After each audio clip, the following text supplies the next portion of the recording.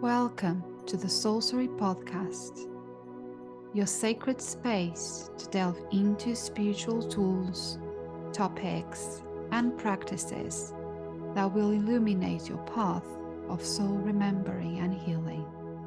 I'm your host, Ligia Costa, a soul guide, alchemist, soul writing coach, and the creator of the Trust Pathway. I'm deeply grateful to have you here with me. Together, we'll embark on a profound exploration of self-discovery and healing, unlocking the secrets that lie within. Hello and welcome to another episode of the Soulcery Podcast. And today I would like to talk about soul searching. What is soul searching? What are the signs that you have been called to embark on a soul searching journey? Because when we are on this journey of healing, of trying to understand who we truly are, what we are meant to be, what we are meant to do, and what is the purpose of us being born in this lifetime, when we start pondering on these questions, we are ready to go on a soul-searching journey. Because soul-searching is, in the most basic explanation, going back home to ourselves. It's finding the way back home to ourselves, to our souls. And the reason why I decided to talk about this is because that is how it all started for me. I remember before COVID, back in New Year's Eve 2019, my granddad, to whom I was very close with, passed away. And it was just not the loss of losing my granddad. We knew it was coming. We knew he was very ill. Obviously, there is that selfish part of ourselves that we want our loved ones to stay with us for a little longer, even though we know they are ill and they need their rest. We just love them so much we cannot imagine our lives without them. But it was not just the loss that propelled this soul searching for me. It was the fact that a week before he passed, I had a dream. And if you've been following the podcast for any length of time, I shared in many occasions that since I was a young child, I have premonitory dreams. I predict things happening in my life or with people around me through dreams. And I didn't have premonitory dreams for a long time, for a very long time. I remember maybe the last time I had one before this one I had with my granddad was possibly during my teenage years. And then I suppressed that part of me. People found that weird when I talked about it. There was no support. There was internet, but it was still in its very infancy. And there was no information out there to support me when I started to realize that some things that I used to dream of, they would happen. And so I suppressed that part of me. And I did for many, many years until that week before my granddad passed away, where my grandmother came into my dream. And without words, it was very telepathic. There were no words. It was just that feeling, that inner knowing. But through imagery, through the way it happened, and I still remember it so vividly, she basically told me to prepare myself, that he was going to pass away and she was going to be there when he did. And so after he passed, that's when my soul searching journey started, because I suddenly remember this part of me that used to have dreams that would materialize. And trust me, I didn't remember any of it. I didn't until that moment. And suddenly all that curiosity started to sparkle. And soon after we had COVID, which meant that I had the time and the space to really start delving into this more spiritual side of me that I have forgotten. And that's when my soul searching and my journey of finding my way back to myself started. And it's been amazing. It's been amazing and painful, but even in the pain, we can see the blessings and the lessons and how magical things turn out to be. And this ability to have premonitions in my dreams started to come back. And after that occasion with the dream of my granddad, I did have more premonitory dreams, including the passing of my dad 6 months before he did, where I had the premonition that he would die on the road. At the time, I didn't understand it, and even after he passed, I didn't, because of the shock, of the pain. It didn't percolate. But once I started to process what really happened, and I started to remember that I did have that dream 6 months prior, it made sense. The way I saw in my dream his funeral, and I knew it was him. I didn't see him. I knew, it's that inner knowing again. I knew it was him that had passed, and the funeral was on the road. It was not in a church. It was not in a sacred place. It was in a street. I don't even know that street. And then my dad passed away in a car accident. And so, yeah, it took me a while to accept that these dreams that I have, they are not meant to scare people, to, tell people this and that will happen to their lives. It's not meant for me to even talk about it or share it with them. It's more to do with my soul preparing me for what's to come. I truly believe it's a way that my soul, my, angels, they try to prepare me for the pain that I will endure, or for the disappointments I will endure.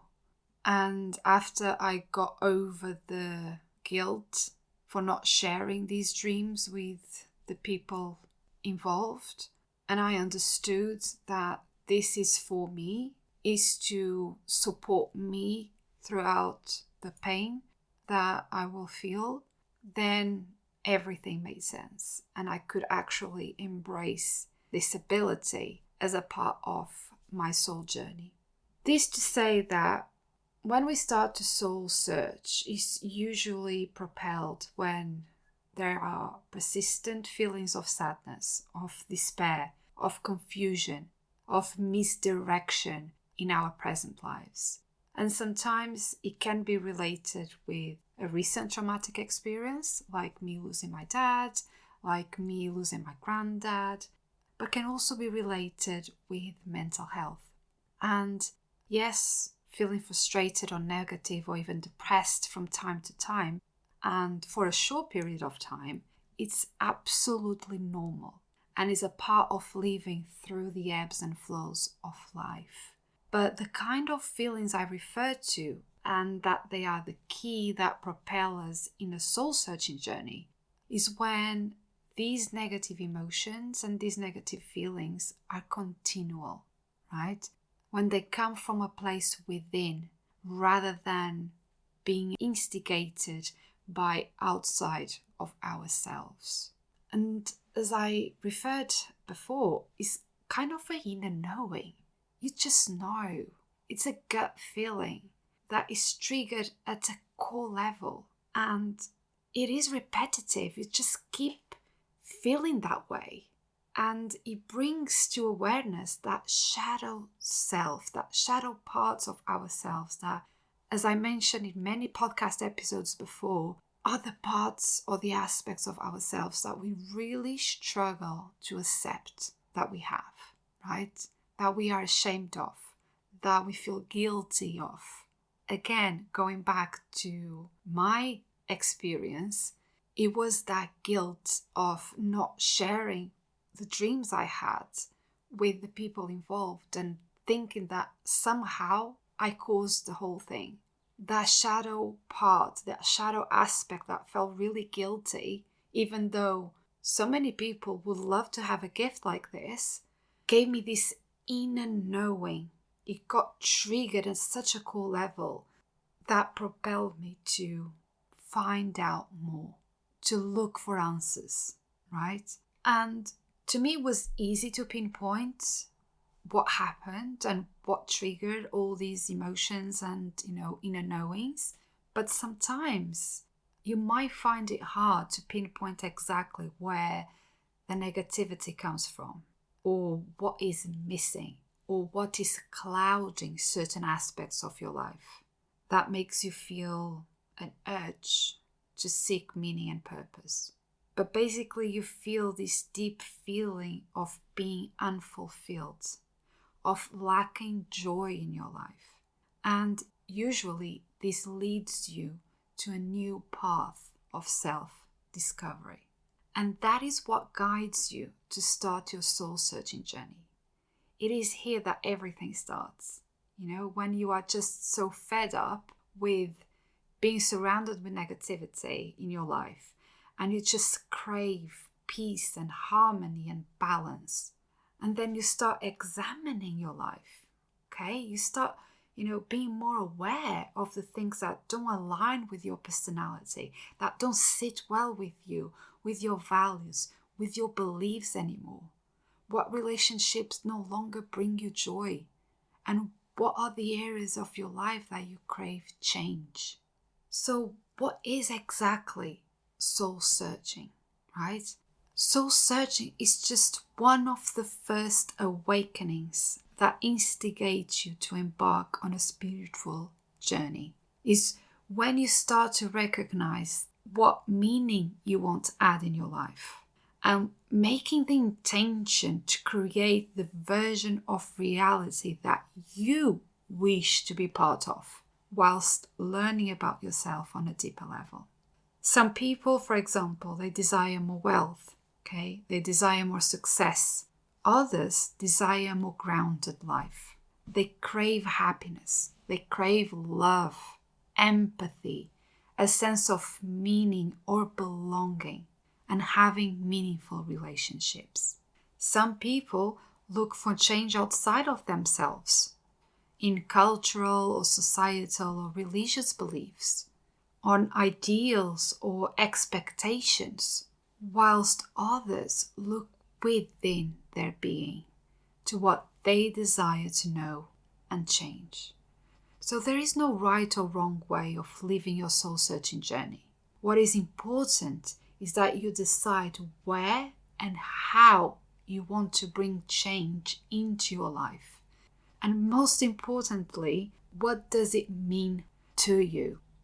Because each journey is individual. Everyone goes through a different path. It's all different.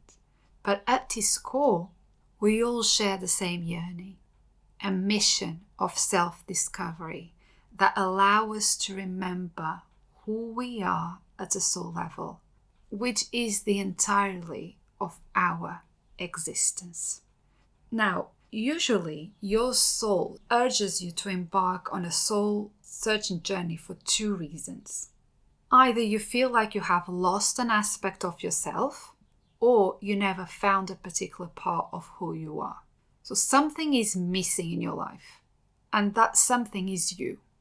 So either you lost that part of yourself along the way, or you never found it in the first place. You never knew who you are. You probably find it hard when people ask you who you are, or what you desire to be, or what is the legacy you want to bring into the world. You don't know. You just don't know how to answer because you don't know who you are really. So it's crucial to be able to live with the questions in order to connect back to the aspects of your inner self or your life that you have been deprived the most. And this is what is called in spirituality the deprived soul. That is when we have been deprived of our core essence. because of life circumstances, because our upbringing, we just kind of disassociated from our inner self. So when we live with the questions and you follow the thread of those questions, we start searching for something that our soul feels and aligns with. And this is very important for reinstating joy back into our lives. And a big sign that indicates that you need to go searching for meaning in how your soul feels is when there is a disconnect between your action and your perceived reality. When you let your ego make the decisions and is driven by instant gratification, instant pleasure, stimulation, validation, but it doesn't bring joy and fulfillment to your life. And once you ground and you understand how your soul feels and decipher your soul's meaning, you get to choose what is the best decision that is aligned with your spiritual journey. Before I finalize this episode, I would like to leave you with 3 signs that show up in your life that basically tells you you need to embark on a soul searching journey. The first sign is that you feel constantly tired or exhausted. And that feels different from the typical tiredness, the typical fatigue because you've been running around all day, or you work 9 to 5 and then you come home and you have to look after your family. It's a different type of tiredness. It's persistent. It's a persistent emotion that hangs over your aura, that weighs you down. You literally feel drained with no will to do anything. And it's persistent and consistent. It doesn't go away with a good night's sleep or a weekend away. It's just there. The second sign is that you feel dissatisfied about a career or a choice or a big move that you initially thought was going to be positive, but even though you had high expectations and everything looked to be the right thing, once you did that move or you made that choice, you just don't feel satisfied. You don't feel fulfilled at all. That hole in your soul is still there. And then this can actually bring a lot of feelings of guilt and shame because you feel you should be feeling happy and grateful and you don't. And the third sign is that you are concerned with materialism and feel negative about it, right? So although there is nothing wrong about wanting more wealth or wanting nice things or travel all the time, but being overly attached to the material world can be a sign of the ego seeking that gratification, seeking that validation, that validation that is connected with your sense of self-worth, and then never feeling satisfied. It's just a way the brain tries to trick us to consume things just so we feel better. But that feeling is fleeting. And there is so much of this in our current society. People suffer from emotional eating, from being shopaholics or workaholics.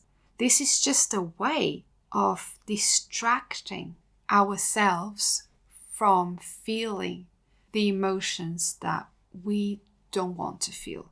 So these are just masks. These are just plasters we are putting on our hearts, really, so that we don't feel the emotions.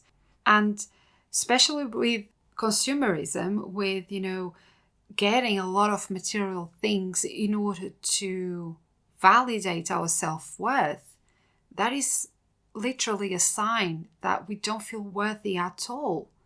And because we don't even want to face that pain of not being worthy, of believing that just being who we truly are, just being ourselves is not enough, and people only see us and validate us for the things that we have or the things that we buy. It's more of a sign really to go there, to go deeper and face those emotions. So if you feel somehow this is you, don't beat yourself up, obviously. It's just a sign that the meaning that you're looking for, it is not in the outside world, is not on the things outside of yourself, but really just going within, living with the questions, finding out who you are so that you find your way back to yourself, stripped from everything. Because when you were born, you came into this world with nothing, not even clothes, and you were worthy. You were whole, you were loved and enough. And somehow along the way, you disassociated from that. You lost that sense of self. Something caused you to have a hole in your soul, and you don't know why, or even how it started. But trying to fill that void with relationships, with material things, with distractions, with food, with alcohol, it's not the way. The only thing that will make you feel whole again and feel that hole in your soul is when you find who you truly are. Before I love you and leave you, I'll pull a card from my Trust journaling deck. And the card I pulled is from the Soul Suite. And the Soul Inquiry is, what are my true, deep, secret beliefs about myself and what I desire? What are my true, deep, secret beliefs about myself and what I desire? And the affirmation is, I see, know, and honor the good in me. Oh my gosh, this is so aligned with this conversation. Why don't you start by living with these questions? Living with this soul inquiry. Write it down in a journal or a notebook and just let the pen write. Don't overthink it, just let it flow. Because when you start getting into the flow, even though it's hard at the beginning, just write a sentence or two out of your mind. But then once you let the flow take over, that's when you connect with your soul and the most amazing answers come through.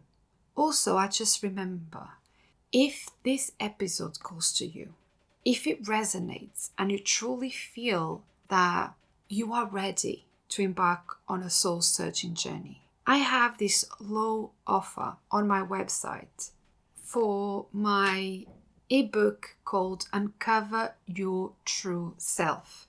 So this book, it's very useful because it contains over 150 soul-searching inquiries that follow a pathway of self-discovery for you to journal and reflect on how your past, present, and your desires for the future actually tell so much about who you are at your core essence.